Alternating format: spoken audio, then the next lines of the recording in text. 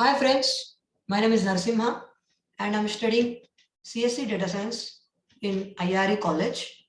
Today, as a part of my AAT concept videos, in the subject of operating systems, I want to explain a topic named What Operating Systems Structure. First of all, what is an operating system? Operating system commonly we can say it is an heart of an computing device. It will manage the operations of the computing device such as computers or smart tablets or supercomputers, web computers, etc.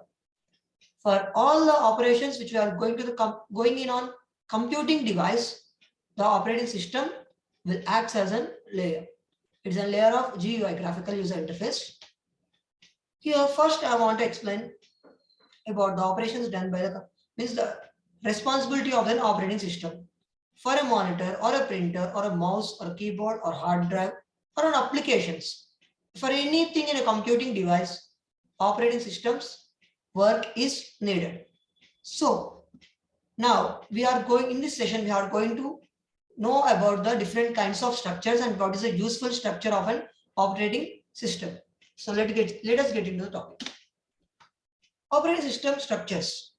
An operating system is a construct that allows the user application programs to interact with the system hardware. Which I said before, it is a layer between the user applications and the system hardware. Since the operating system is such a complex structure, it should be created with utmost care so it can be used and modified easily.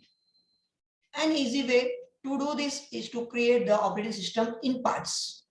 Each of these parts should be well developed, well defined with clear inputs, outputs, and functions.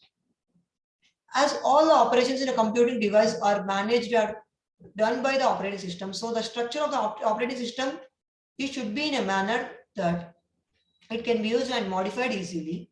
And an easy way is to develop the operating system structure in parts that each part should be well defined with all clear inputs, outputs, and the functions of the each part should be well organized. Next, going to the structures. First of all, simple structure. There are many operating systems that have a rather simple structure. These started as small systems and rapidly expanded much further than their scope. A common example of this is MS-DOS. It was designed simply for a Nike amount for people. There were no indication that it would become so popular. Here, in simple structure, for first example is MS-DOS structure, and it is not that much popular because there are many operating systems which will follow this, not the simple structure. They started as small systems. In the beginning of the systems world, the simple structure is organized in the operating system, rapidly expanded much further than their scope. In this theory, I am explaining about the example and the operations of a simple structure of an operating system, and an image to illustrate the structure of MS-DOS is as follows. This is a simple image by which you can understand the simple structure of an operating system. The four steps are application program, system program, MS-DOS device drivers, ROM BIOS device drivers. As I said before, operating system is an access bridge between the user application and the system hardware. Here we can see the application program is connected to the system program and MS-DOS device drivers and ROM BIOS device drivers, which are all interlinked between them. It can be accessed directly or indirectly by stepwise process. This is an MS-DOS structure. Let's have a look. Next. Advantages of this structure. It delivers better application performance because of the few interfaces between the application program and the hardware. Easy for kernel developers to develop such an operating system. Here there are two advantages of this simple MS-DOS operating system. That is, it delivers better application performance because there are only few interfaces between the application program and the hardware. Next up, for kernel developers, it to develop such an operating system, this kind of structure will be useful further. Well, coming to the disadvantages, for every structure, there will be advantages and disadvantages. Coming to simple structure of operating system, the disadvantages are the structure is very complicated as no clear boundaries exist between modules. It does not enforce data hiding in the operating system. The main disadvantage is it does not support the data hiding, means the security of the data hiding is not provided by the operating system, and the operating system structure is very complicated. While we see the diagram, all the links are interlinked. So there is no clarity about the boundaries exist between the modules, and it is very complicated structure to be maintained by the users to perform their operations on a computing device. Next, coming to the second one, layered structure. It is somewhat better to the simple structure, MS-DOS application structure. Coming to the layered structure, one way to achieve modularity in the operating system is the layered approach. In this, the bottom layer is the hardware and the topmost layer is the user interface. I'll show the image. First of all, what is layered structure? There are many layers in the structure. The bottom layer is the hardware and the topmost layer, which will be indicating the user interface, and the middlemost layers are the operations done by the operating system between the user interface and the system hardware to run the application and give the output. An image demonstrating the layered approach is as follows. This is the image which is demonstrating the layered approach. Here we can see some layers, layer n and layer n-1.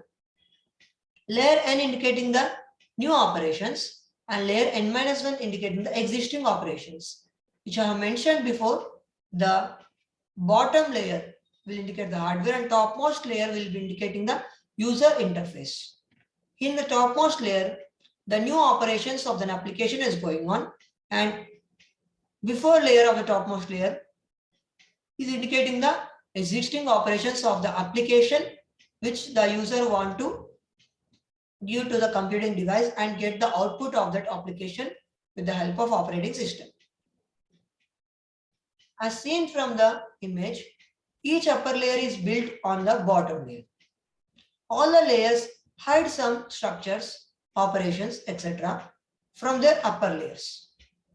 One problem with the layered structure is that each layer needs to be carefully defined. This is necessary because the upper layers can only use the functionalities of the layers below them. As I was shown in the image, the upper layer, layer n, the example, is depending on the before layer, layer n-1, to perform the new operations.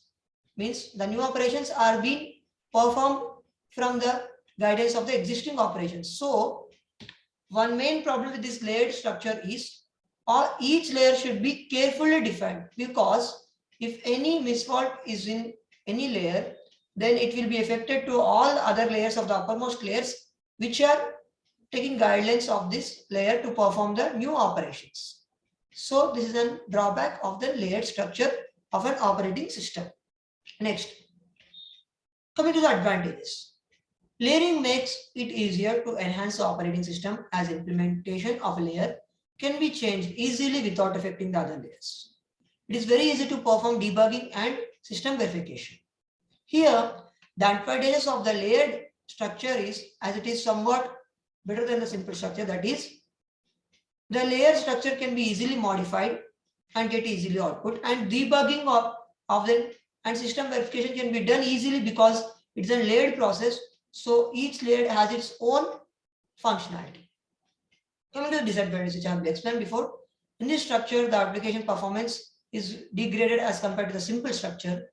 It requires careful planning for designing the layers, as higher layers use the functionalities of only the lower layers, which I have said before. Each layer should be carefully defined. So the structure, the application performance is degraded compared to the simple structure. As an advantage, disadvantage also for the other part of this layered structure. Coming to the next one, modular structure.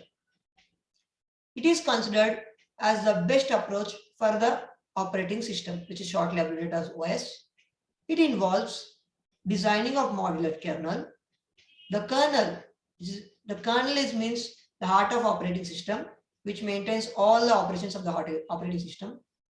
Here the kernel has only set of core components and other services are added as dynamically loadable modules to the kernel, either debugging runtime or boot time. It resembles layered structure due to the fact that each kernel has defined and protected interfaces, but it is more flexible than the layer structure as a module can call any other module. In layered structure, as I shown before, one layer is dependent on its bottom layer. But here in a modular structure, any module can call any other module for the further operations, new operations to be performed by the user application of an operating system. This is a diagram should represent the modular structure.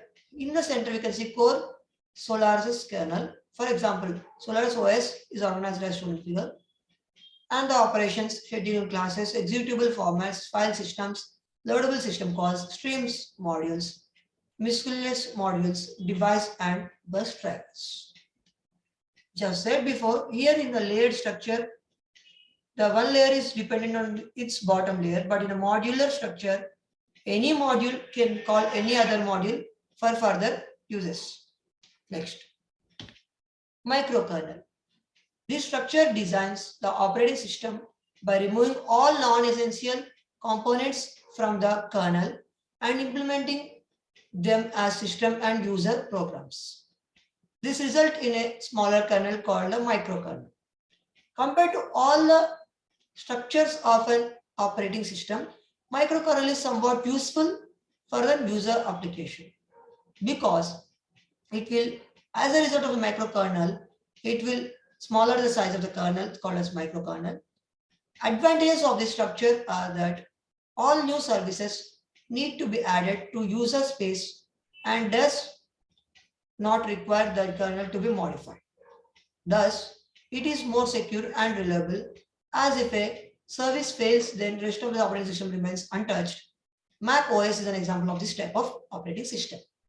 Here, in before 3, the security purpose should be maintained compared in all the structures of operating system. In microkernel, the vast advantage of a microkernel operating structure of the operating system is, first suppose the service fails, one of the service fails of an operating system, then rest of the operating system remains untouched, which will be helpful in security purpose, and it will be reliable for a structure of operating system and for giving security to the components of an operating system.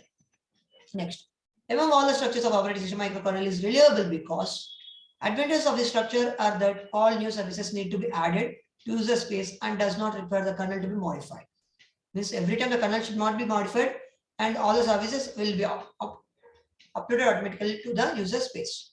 Thus, it is more secure and reliable, as if, which I said before, as if service fails, then rest of the operating system remains untouched. This is an advantage of microkernel. And thank you, friends. I hope my lecture is useful to you, and I'm thinking the somewhat useful contents I have shared with you. Thank you.